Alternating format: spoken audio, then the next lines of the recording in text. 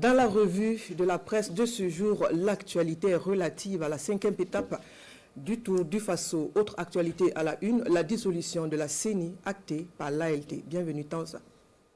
C'est désormais effectif, indique Sidoya. La Commission électorale nationale indépendante CENI est dissoute, décision adoptée en plénière hier mardi.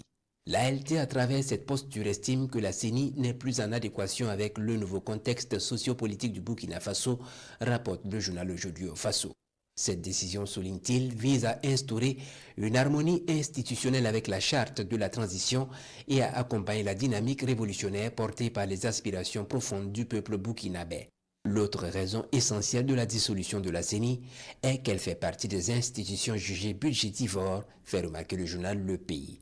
Une dissolution qui, selon lui, fait partie des recommandations des forces vives des régions issues des journées d'échange sur les réformes politiques, institutionnelles et administratives de la transition organisées en juillet 2023. Et aujourd'hui, au Faso de rappeler qu'en juillet dernier, le gouvernement avait adopté un projet de loi dans le sens de la suppression de la CENI, la jugeant budgétivore et en incohérence totale avec les dispositions de la charte de la transition.